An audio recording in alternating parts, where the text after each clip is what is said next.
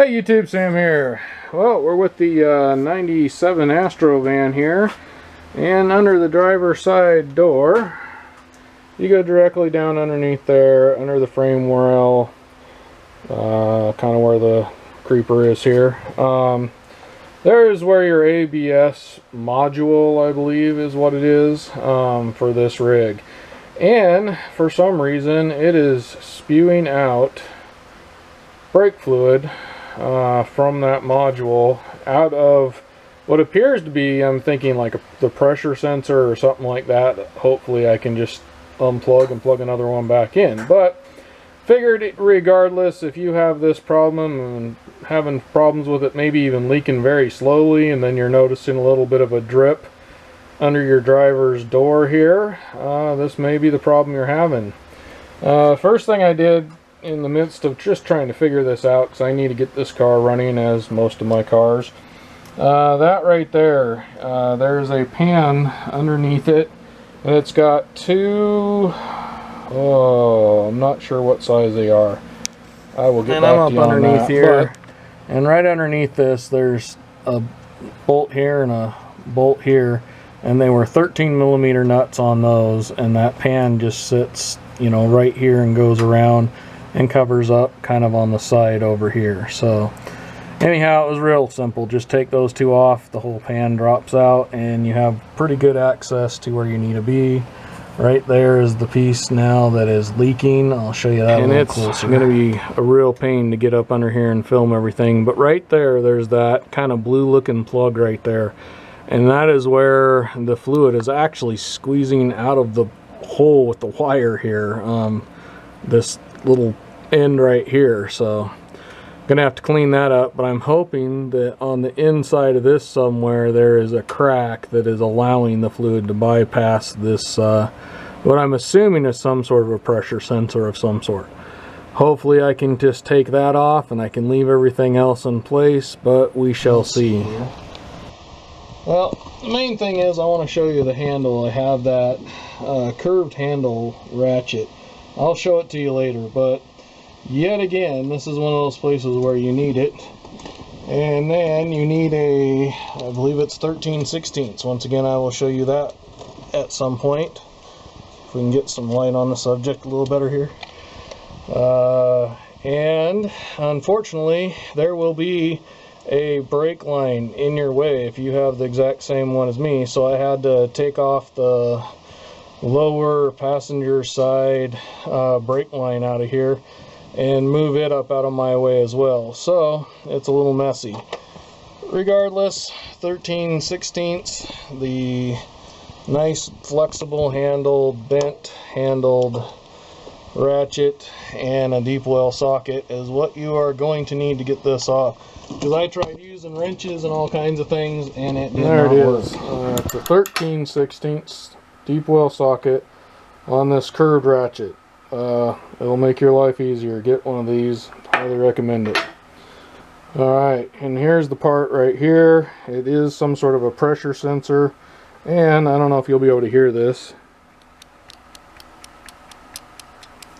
and you definitely probably won't be able to see it, but when I push on that, I can see little bubbles inside of here bubbling up through here. So there's a crack for some reason in between here and where this pressure sensor is. So I do believe this is my problem. I'm gonna go to a part store and see if I can get it done quickly, unless it's like 60 bucks, and then I'll go on Amazon and find it for like $5. So, but can't guarantee that price because I don't know what Amazon has. Although I gotta say, Amazon's prices are going up because they know it. The other thing is this right here.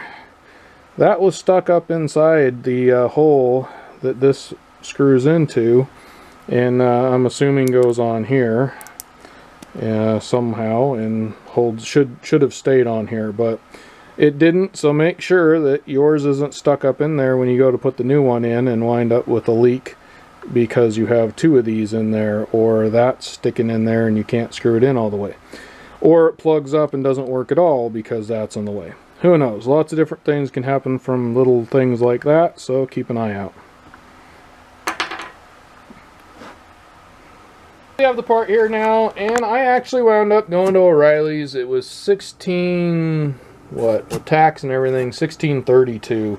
That'll depend on what store you go to and when you buy this part, but as of now, that's what this cost me in my state at that O'Reilly's. But it looks all the same. Everything looks identical to it yet again. It does come with a little O-ring. Plugs all look exactly the same. So I believe it is the right part. So I'm going to go ahead and stick it in. And hopefully this solves my problem. Part out of the bag here. Now this is something you can choose to or not to do. It's up to you. But I got some petroleum jelly here. Petroleum jelly should be, for all intents and purposes, basically mixed with oils and greases and things like that without any problems. But it also keeps you from tearing up your O-ring here. So I'm going to put that on mine to hopefully prevent it from having bad things happen when I put it on. You can choose to do what you want to do. Do your own research. I'm not responsible if you have a problem. Well, YouTube, unfortunately, I put that pressure switch back in there and it's still leaking from the same place. It's still coming out of there. Now, there's very, very little on these pressure switches. So, but from what I can see, if it's leaking the way it's leaking, which is out where all the electrical plug-in is, it's just leaking right out through that plug there. There on some of the older ones is all I can find is pressure switches for like older brake systems, and I could only find like one video. But in that one, even though it was a different car and everything, so who knows. But anyway, in that one it talked about that there's some sort of a seal or something that can be rebuilt in that particular one that is the problem. So keep an eye out for a video of taking the whole entire ABS system out of this down there, and I'm going to see if there's anything I can rebuild, anything I can fix, anything I can do.